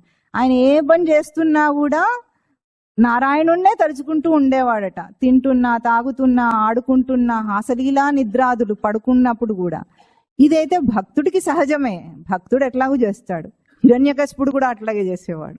ఎక్కడున్నాడా నారాయణుడు అని శత్రుత్వంలో కూడా హిరణ్యకశిపుడు నారాయణుడినే తలుచుకున్నాడు. అట్లాగే రావణాసురుడు కూడా ఎప్పుడు రాముడినే తలుచుకునేవాడట, హనుమంతుడిలాగానే. ఎందుకు? రాముడు వస్తాడు, యుద్ధం చేస్తాడని తెలుసు వాడికి. ఎప్పుడు వస్తాడో రాముడు ఒక్క క్షణం మర్చిపోయేవాడు కాదట. అట్లాగే ఈ దుర్యోధనుడికి కూడా కళ్ళ ముందు ఎవరున్నా కూడా వాళ్ళు భీమార్జునులతో సమానంగా కనిపిస్తున్నారు. ఎందుకు? పాండవ సైన్యంలో ముఖ్యమైన బలం ఎవరిది అంటే ఎవరు? భీముడు, అర్జునుడు. ఎవరు? సాధన దృఢత్వము, సాధన కరుకుతనం, ఈ రెండు గట్టిగా ఉంటే పాండవ సైన్యం బలంగా ఉంటుంది. కనుక ఈ ఇద్దరే కనిపిస్తున్నారట. అక్కడున్న మహారథులు అందరూ కూడా మహారథులు అన్నాడు వాడు. ఒక్కొక్కరు మహారథులు అంటే ఏమిటంటే అర్థరథ, మహారథ అని వాళ్లకు స్థాయిలు ఉంటాయి. మహారథుడు అంటే తన రథము, తన సారథి తాను కలిసి ఒక 10,000 మంది సైనికులని ఒక్కసారి 10,000 మందితో ఒక్కసారి యుద్ధం చేయగలిగి తనను తాను రక్షించుకోగలిగి యుద్ధం చేయగలిగిన వాడిని మహారథులు అంటారు. అటువంటి మహారథులు ఉన్నారట ఎదురుగా అందరూ. ఇప్పుడు మూడు శ్లోకాల్లో వాళ్ళ పేర్లన్నీ చెప్తారు. వచ్చే వారం వాళ్ళ పేర్లు కూడా మనం చెప్పుకొని వాళ్ళ లక్షణాలు చెప్పుకుందాం. అంటే అక్కడ ఒక కంపన కలిగింది దుర్యోధనుడికి. ఇప్పుడు ఆ కంపనలో ఏం చేస్తున్నాడు, ద్రోణాచార్యుడిని రెచ్చగొడుతున్నాడు ముందు. ఎందుకంటే గబుక్కున పాండవుల వైపు వెళ్ళిపోవద్దని. అదే సందేహము ధృతరాష్ట్రుడికి కూడా ఉంది కాబట్టే మనసులో భయంతో అడుగుతున్నాడు, ఏం జరిగింది అక్కడ, ఇంతకేం చేశారు వాళ్ళు 2 సైన్యాలు కలిసి. ఎందుకంటే అది ధర్మక్షేత్రం అని తెలుసు. పాండవులు ధర్మం కోసమే బ్రతుకుతారని ధృతరాష్ట్రుడికి బాగా తెలుసు. ఎక్కడైనా వాళ్ళు కాస్త ధర్మం కోసం ఆలోచించి ఇంతమంది చచ్చిపోతారని వెనక్కంజ వేశారేమో, యుద్ధం ఆగిపోయిందేమో అని ఒక ఆశ ఉంది వాడికి. భయం ఉంది, ఆశ ఉంది. అట్లాగే మనం సాధన యుద్ధం చేస్తాం అనుకున్నప్పుడు మన దృఢత్వం చూసి మన కామాదులన్నీ కంపిస్తాయి, భయపడతాయి.